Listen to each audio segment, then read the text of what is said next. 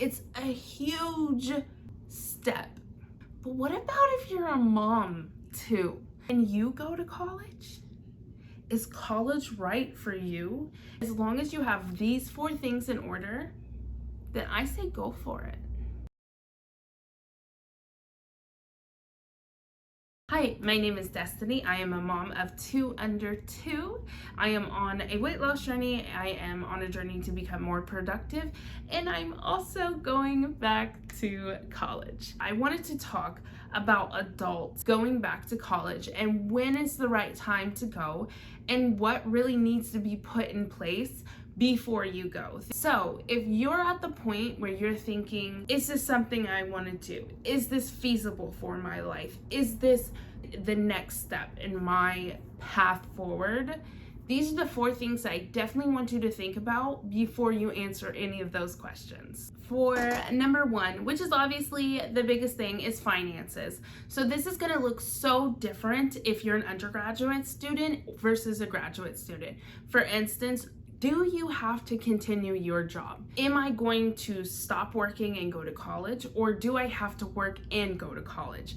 And if you are one of the latter, which I am, depending on which college you're going to, it's going to make a difference. For instance, undergraduate is going to be a little bit more work friendly, right? I worked and did undergraduate. There's more of a variety of classes to pick from, first off. So you can take night classes, you can take evening classes, you could take daytime classes if you work at night. So that's the good thing about undergraduate. Graduate is a little bit different. Most graduate programs are not going to have a huge variety of classes. Also, if you're going to do a TA, a teacher's assistant, or if you're going to try to go onto an assistantship for graduate school, you're not supposed to work full time when you're doing an assistantship for college. So that's also something that you need to think about. Graduate school is a lot more work intense, reading intense, and so it may be a little bit more difficult with graduate school to work a full-time job. So I want to tell you a little bit what I'm doing. I am working a full-time job for the first semester, but I'm only taking 2 classes. And I'm hoping to get an assistantship for the second semester, and then I will move to part-time. Another thing to think about when it comes to finances is how college is getting paid for. Are you going to be getting grants? For instance, if you're an undergraduate, you have grants, you have loans, you have scholarships. Those things may help when it comes to paying for college.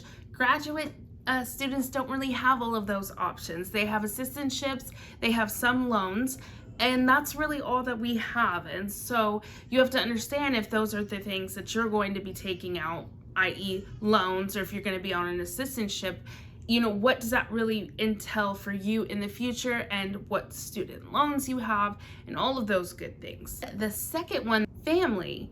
And I say family because whether you're a mom, a dad, even if you're an adult who has no kids, but maybe nieces or nephews or elderly parents or grandparents or anything like that, you really want to make sure that your family is in tune with you going to school.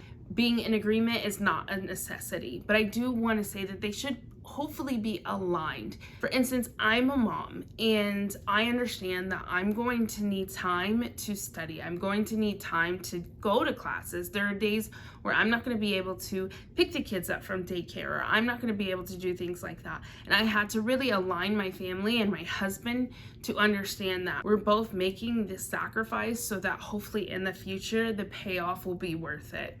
And so that's really important to make sure that you have those things sorted out before you venture on into this journey. And then time. Time is a big thing. So you're working, you're paying bills, you may have families, you may have a husband, a wife. So that time that you're gonna have to put towards school is going to have to take away from somewhere else.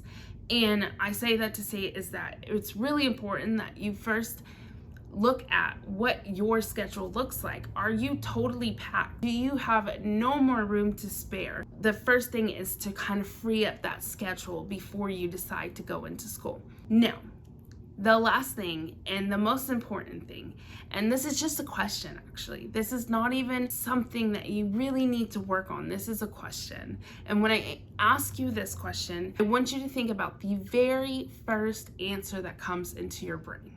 Are you ready to go back to school? That's it. That's as simple as it is. If you answered yes, go. Go. If you answered no, let's take a look at why you answered no. Let's take a look at what areas made you say no. Is it your time? Is it your work? Is it your family? Is it your finances? Or even nuances of these things. Is that what's causing you to say no? And then let's make a plan of action. Let's figure out how we can get these things aligned. And I want to tell you that I have experience in this because I turned down going to school 2 times in a row because of having children and having other responsibilities. And I felt like at that time I was like, oh my goodness, I can't believe I'm doing this. I'm never gonna get into school. I'm never gonna become what I want to come. I'm just too old for this, right? But instead of working really hard in aligning these things, it wasn't until the last, I don't know, 6 or 7 months that I really started aligning things and making sure things are ready for me to take that step in my life.